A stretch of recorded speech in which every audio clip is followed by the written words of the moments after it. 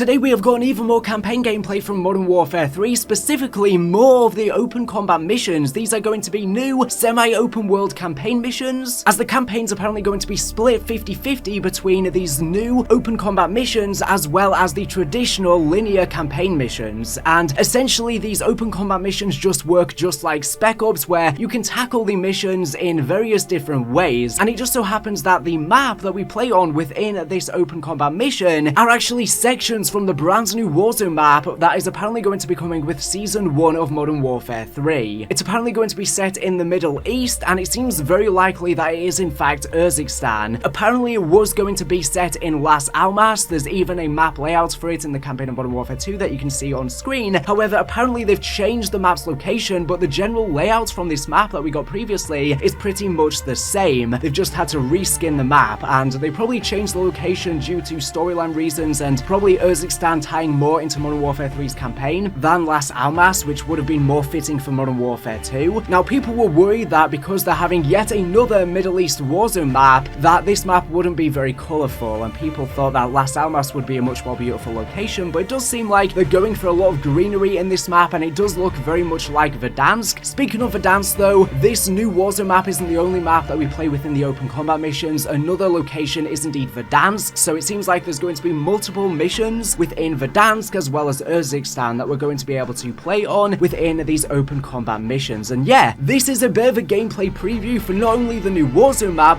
but also the Modern Warfare 3 Zombies experience, which we know is going to be a Zombies, Outbreak, and DMZ hybrid. I've already made a whole video talking about all of the gameplay details that we know for this new Modern Warfare 3 Zombies mode. However, because both these open combat missions and Modern Warfare 3 Zombies are semi-open world, they're of course going to be sharing a bunch of features. So for example, within the gameplay that has been revealed today, we've gotten a look at these explodable gas canisters that you can shoot, and I'm sure they're probably also in Modern Warfare 3 Zombies. And we've gotten a look at various different vehicles and also these crates, and again, these are probably all features that we're going to see in Modern Warfare 3 Zombies. So by learning everything about these open combat missions in Modern Warfare 3's campaign, it gives you a bit of a sneak preview as to what Modern Warfare 3 Zombies is probably going to play like. Now, of course, there will be campaign early access for Modern Warfare 3 if you pre-order the game. The game releases on November 10th. However, you can get early access to the campaign on November 2nd if you pre-order, and it would be a very good idea to jump in, complete the campaign before you play Zombies, so you're familiar with a lot of the new gameplay systems. We still don't know when Modern Warfare 3 Zombies is going to be revealed, of course. We've only gotten one image of it, which shows the mimics are returning, and we get a look at this new Urzikstan map. You can even see in the background that there's a burger town, and there is Arabic writing on top of it, just confirming that it is in the Middle East. And yeah, it's the exact same map that we see within these open combat missions. Now, Call of Duty have posted a big blog post, which I will have linked to in this video's description, and I'm going to go through everything and break it down because we've learned a lot of gameplay information. Okay, so let's go through the blog. So the other day we got a look at Operation 627, which is apparently the first mission in Modern Warfare 3's campaign, and this mission is going to be a traditional linear style Call of Duty campaign mission, the generic stereotypical COD mission you've come to expect. However, like I said before, 50% of the missions are going to be these open combat styles. So let's go in detail as to everything about them. So, in the continued pursuit of innovation throughout Modern Warfare 3's campaign, there's these new open combat missions. Again, they're not really new, they're essentially just Spec Ops missions, they're just incorporated in the campaign. I'm guessing a big reason why they did this isn't just because of innovation, but probably time constraints, since Sledgehammer Games apparently haven't had very long to develop this game, as it was apparently going to be Modern Warfare 2 DLC. There's been so many different rumors floating around, and because of that, it makes sense that they're just reusing, you know, the Warzone map and stuff like that, and it's more of a Spec Ops style mission that you can play at your own pace. You know, you can go in guns blazing, you can go stealthily, you can play these missions however you want. It's a lot less linear. The outcome of the missions is still pretty much going to be the same, though I don't think you can actually affect the storyline by how you play, but these missions are a departure from traditional campaign levels. These missions redefine player agency, offering an unparalleled degree of freedom and adaptability tailored to individual playstyles. Unlike conventional levels, the open combat missions transcend boundaries, empowering players with diverse strategies to achieve their objectives. Whether embracing the shadows with a stealthy approach or unleashing an all-out assault, the gameplay mechanics flexibly accommodate a spectrum of choices, enabling players to forge their own paths towards success. And they did release a whole intel drop, which I posted previously on my channel, and I'm going to play it now for those of you who have missed it, and then we'll jump back in and continue to talk about these missions.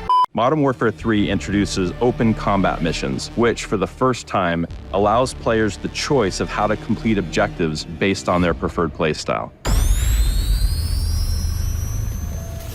Open combat missions are part of the campaign. They're part of the story, but you get to play them in the way that you want to play them. Those who like stealth gameplay can play it stealthily. Those who like to snipe, or if you like vehicles, or if you like to go guns and blazing, all of those options are supported and afforded to you as a player.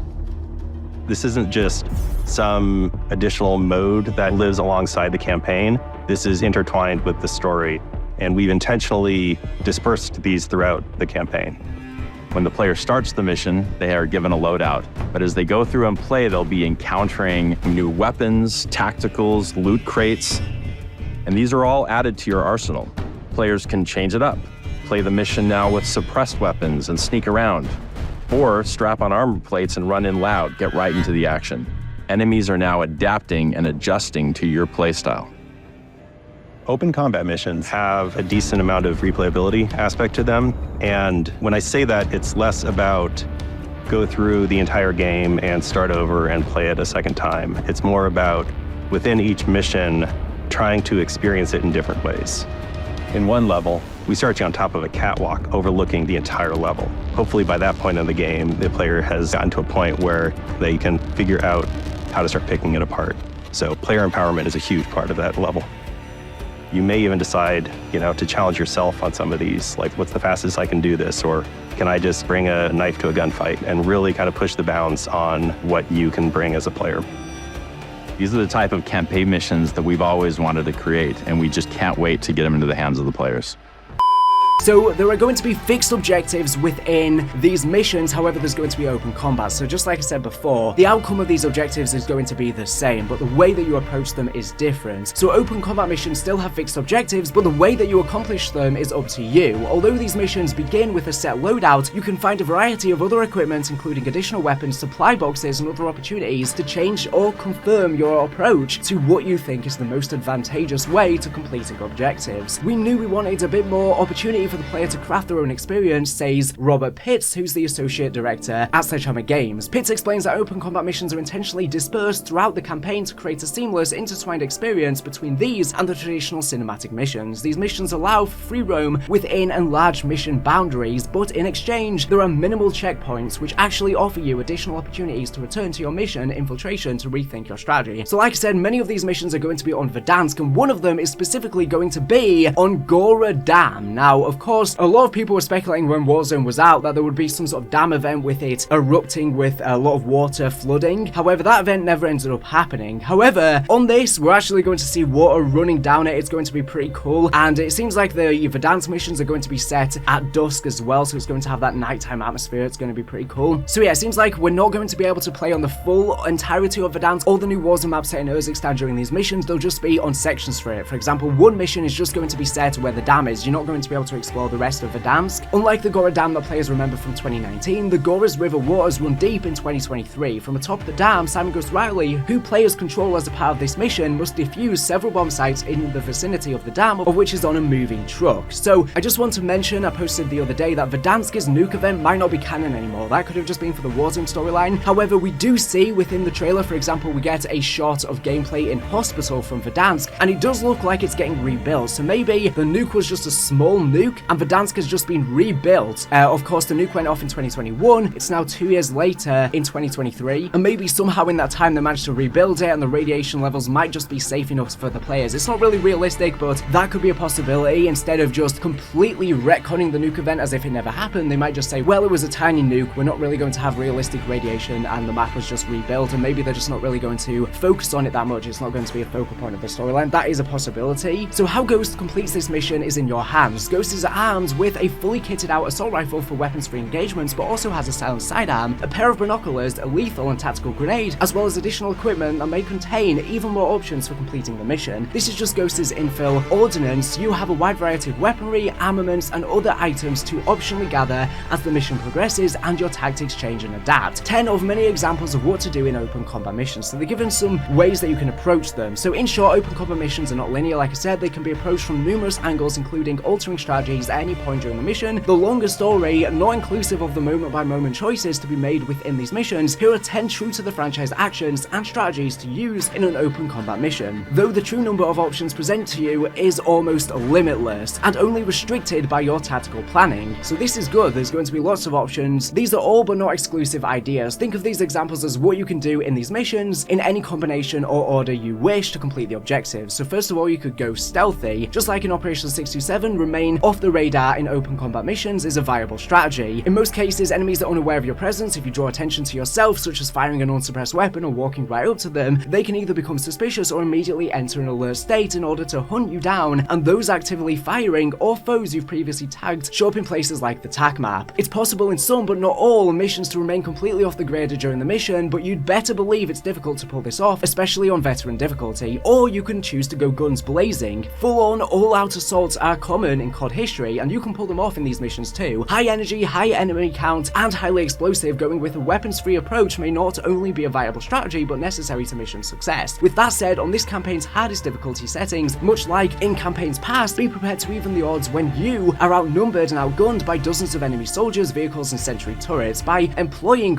a combination of, or as many of the following methods of mission completion. So yeah, pretty cool that you're going to be able to use vehicles. You're also going to be able to use kill streaks in this mode. So yeah, it's going to be pretty much exactly like the Spec Ops missions. I don't see any difference here, even the way that you're able to approach it, stealthy or guns blazing, just like in Spec Ops. You are also able to use your loadouts. Not only do you typically have a primary and secondary weapon, as well as lethal and tactical equipment, and a non-operator gear like binoculars or night vision goggles, but another part of your loadout, and new to this campaign, is additional equipment. So yeah, we're going to be able to use NVGs in this mission, and they'll be useful, especially on Verdansk during the night and going into those dark rooms. Here, just like in Warzone, you can stow away loadout items like field upgrades, self-revive kits, and equipment pieces for later use, allowing you to use certain strategies like this more often. Again, just like in Spec Ops. Picking up enemy ordnance, rather have an enemy's gun instead of your own, feel free. Just like the more familiar campaign missions, your open combat mission operator can use all kinds of armaments, including those dropped by enemies. You can also scavenge for more. It's possible to find loose loadout items, item boxes, or even the ability to swap to another loadout mid-mission via special loadout crates. Some of these resources will be in obvious locations, others, especially those that can lead to some interesting strategies, are a bit harder to uncover. So it's good there's going to be lots of secrets and stuff that you can look for in the map to make it easier if you just search, and hopefully there'll be some cool Easter eggs as well. However, your efforts will be rewarded with additional versatility for completing the objective. You can also choose to approach the mission on foot. Most Call of Duty campaign missions involve boots on the ground combat, so if you rather go the traditional route in open combat missions, very little is stopping you from your standard operator movements. Or you can slide cancel all over the mission, but don't expect tactical sprints to recharge whenever you do it. There will be parachuting, parkour, and more. Whether it's jumping off of the Gora Dam or mantling onto balconies, open combat missions offer plenty of verticality and unconventional movement options. So yeah, we got a look at slide cancelling in the gameplay, and we also got a look at mantling. Apparently this mantling is not going to be in multiplayer like it was in Modern Warfare 2, it's exclusive to the campaign. You can also choose to approach in water, so if there's a body of water in these open combat missions, you are free to dive into it and swim. This could be a vital option and component of an overall stealth strategy, or perhaps an alternative path to an objective. Like I said before, there's vehicles in these missions, whether it is the armored SUV or the hostiles you just eliminated, or an idle four-wheeler with the keys already in the ignition. And if you want to launch a C4 rigged ATV into an enemy helicopter, then there's nothing stopping you except the noise and general chaos that this tactic may result in. So yeah, people have been doing that, of course, in Warzone for a while. I think even in the Warzone or maybe Blackout trailer, there was a point where they did that. So it's a lot of fun, and that's what these missions, since it allows for so much openness, it allows for very creative ways to approach them. So like I said before, there's going to be kill streaks and interactable items. It could be as simple as a throwable flammable gas canister, or as compelling as calling for an air-to-ground missile. There is plenty more than personal armaments and vehicles to use for some serious firepower. Remember, during these open combat missions, you can change your approach at any moment. Just keep in mind what many multiplayer veterans will tell you is key to success: play to finish the objective. So yeah, you can go in with one strategy, think it's not working, change to another, or just change due to fun or what you want to do. Essentially, open combat missions are based in ideals of player choice and challenge. You'll be intentionally challenged by enemies in a variety of different ways, in part because if you get no resistance as you are going through, then there is no reason to try different playstyles. Though the resistance your adversaries bring is as impressive as it is varied, there is still a great deal of room to improvise your way to victory. You may even decide to challenge yourself on some of these, like what's the fastest I can do this in, or can I bring a knife to a gunfight, and really push the bounds of what you can bring as a player. But yeah, that's everything we've learned about these open combat missions. We're not really sure what is next in terms of Call of Duty announcements. Like I said, we don't know when Zombies are going to be getting revealed, and we know know that the multiplayer reveal won't be until Call of Duty Next, which is very close to launch just on October 5th, with the beta starting October 6th. So in the meantime, I'm sure there'll be new reveals and announcements, but we just don't know exactly what they will be. Anyways, thank you for watching the video. Make sure to subscribe if you're not here for latest and greatest Call of Duty news and information. So anyways, thank you for watching, and